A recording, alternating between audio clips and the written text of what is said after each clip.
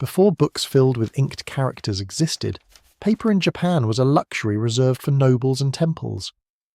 In a silent tatami room, candlelight flickered over a sheet thin as breath, soft yet strong enough to endure for centuries. This exquisite material was never made from rice, but from bark, water, and time. In medieval Japan, a single sheet could buy a meal, earn respect, or even restore one's honour. In the 7th century, the art of papermaking travelled from China through Korea to the islands of Japan. But what arrived was not merely a craft, it was a seed that would take root and transform into something profoundly Japanese. The early papermakers found that the local plants, kozo, paper mulberry, gampi, and mitsumata, produced fibres stronger and purer than the reeds and rags used in China. By refining this process, they created a new kind of paper unlike anything the world had seen. This paper was named washi, literally meaning Japanese paper, but its deeper meaning was harmony paper, a union of nature, patience, and spirit. Every fibre carried the rhythm of mountain streams and winter winds. It was not simply a surface to write upon, but a symbol of balance, connecting human intention with the cycles of the earth. Washi soon became an inseparable part of Japan's cultural identity. It was used not only for writing, but for art, architecture, and religion. More than material, it embodied a worldview, a belief that perfection arises from imperfection, and beauty comes from stillness. From this humble beginning, Japan's paper would come to define how the nation recorded memory, expressed emotion, and even practiced faith. The making of washi was a ritual as much as a craft. Each sheet began in winter, when the cold mountain water kept the fibres pure and free of decay. Artisans soaked the bark of kozo in icy streams, then boiled, stripped, and beat it until the fibres turned soft and luminous.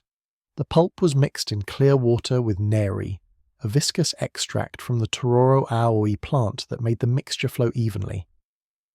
Then came the rhythmic motion of nagashizuki, the art of scooping, shaking, and layering the fibres on a bamboo screen. Each movement was precise and meditative, as if guided by centuries of memory. Once the fibres aligned, the sheets were lifted carefully, one by one, and laid to dry under the crisp winter sun. The snow around the workshops reflected light, bleaching the paper to a soft, natural glow. What emerged at the end was not a mere object, but the crystallization of patience and devotion. To hold a sheet of washi was to hold time itself, a moment of mountain air, human touch, and silent faith pressed into form. In medieval Japan, this process was seen as a dialogue between human hands and the divine forces of nature, where beauty was born from endurance. Unlike the brittle papers of the West, washi possessed a secret resilience. Its long natural fibres interlocked like silk threads, giving it strength that defied centuries. Ancient scrolls written more than 1,000 years ago, imperial decrees, Buddhist sutras, and diaries of courtiers, still survive today, their surfaces smooth, their ink unfaded. It was said that a single sheet of fine washi could be folded, washed, or even sewn without tearing. This endurance was more than physical, it was spiritual. In an age when everything was fleeting, wars, famines, and fires, paper that lasted became a vessel of eternity. Scholars believed that words written on washi were protected by the gods of creation, the kami that watched over craftsmen and poets alike. For the Japanese, to write on washi was to entrust one's thoughts to the elements, confident they would endure as long as mountains and streams. Temples treasured it, emperors commissioned it, and historians now rely on it to glimpse the voice of the past. Washi did not simply preserve ink. It preserved memory, emotion, and silence. Through this fragile material, medieval Japan ensured that its soul would not vanish with time. In medieval Japan, washi became more than a tool of writing. It was an offering to the divine. Buddhist monks used it to transcribe sacred sutras, believing each stroke of ink cleansed the soul. To write scripture on washi was to give form to prayer itself. These sutra copies, known as kyo, were often buried in temples or placed within statues as spiritual relics, connecting heaven and earth through paper. In Shinto, Japan's native faith, paper was the embodiment of purity. White zigzag-shaped strips called gohai were cut from washi and hung in shrines to invite the presence of spirits. When the wind passed through them, it was believed the gods whispered. Ceremonial papers wrapped gifts, sealed vows, and accompanied offerings at festivals. The fragility of washi mirrored the impermanence of life, while its radiance symbolized divine clarity. Every fold and crease carried reverence. Thus, in both temple and home, washi was sacred space, thin as breath, yet capable of holding faith itself. It was not merely paper, but a bridge between the mortal and the eternal, where devotion was measured not in gold, but in the stillness of handmade fibre. In medieval Japan, washi was not produced on an industrial scale. It came from small mountain villages, where only a handful of artisans worked through the coldest months to create a few hundred sheets each season. This scarcity turned paper into treasure.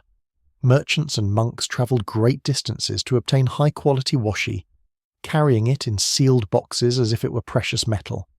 The ruling samurai class recognized its worth.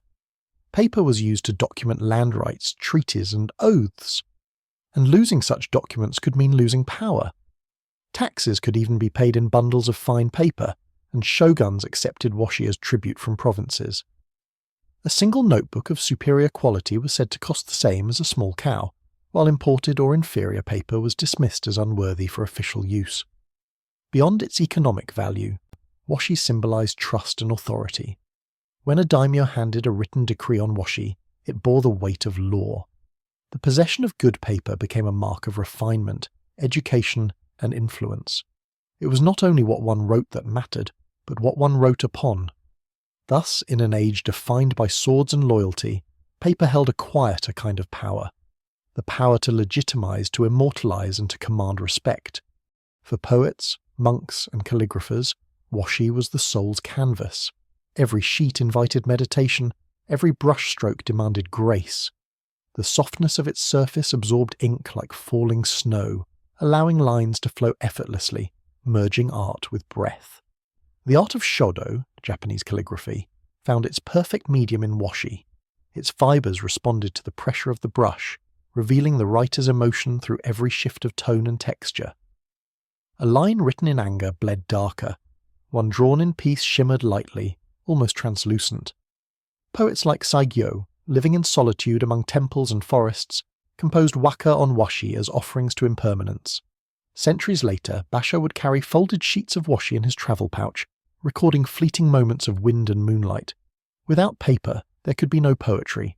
Without poetry, Japan would lose its heart. In an age when words were sacred, washi became the meeting place of silence and sound. It turned emotion into permanence, ink into eternity. For the scholars and poets of medieval Japan, it was not just paper, it was presence. Within the palaces and mansions of Kyoto's aristocracy, washi was woven into the very architecture of elegance. It glowed softly behind sliding doors, shoji, transforming sunlight into a diffused golden mist. Lanterns made of washi flickered like captured stars, while folding screens and fans displayed painted landscapes that seemed to breathe with the light.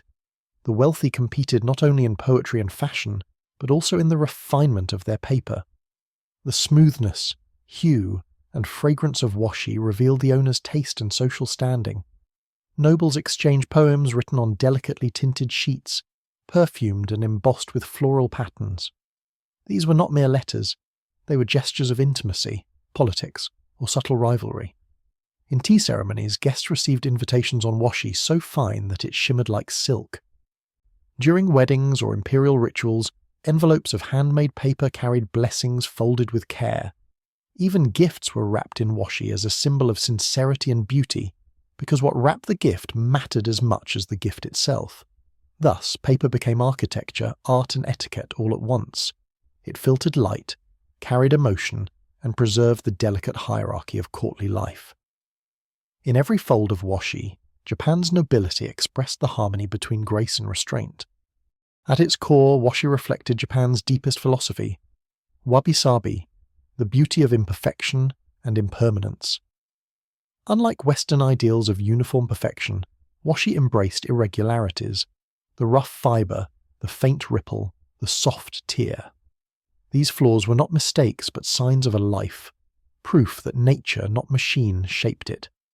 To the Japanese mind, every thread of bark and drop of water within washi represented the cooperation between earth and human will. It was paper that breathed, When light passed through its surface, it revealed an inner landscape, fibres like veins, flaws like clouds. The material invited contemplation, much like a Zen garden invites silence.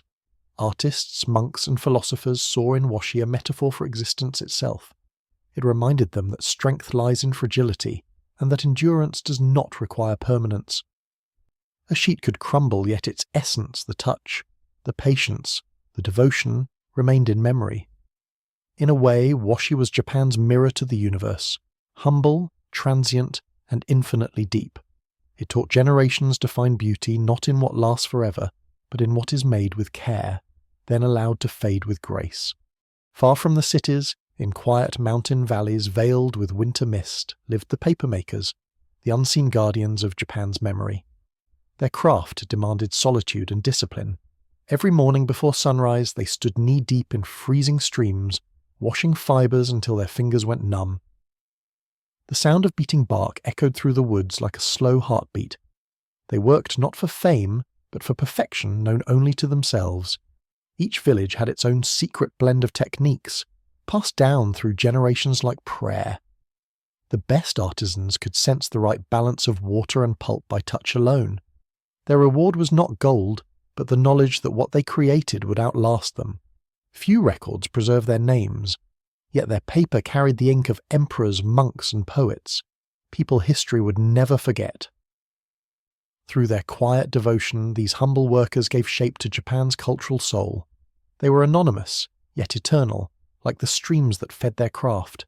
Even today, the rhythm of Nagashizuki, the swaying, dipping motion of papermaking, still survives in a few remote workshops. Watching it is like witnessing time itself, calm, cyclical, and endless.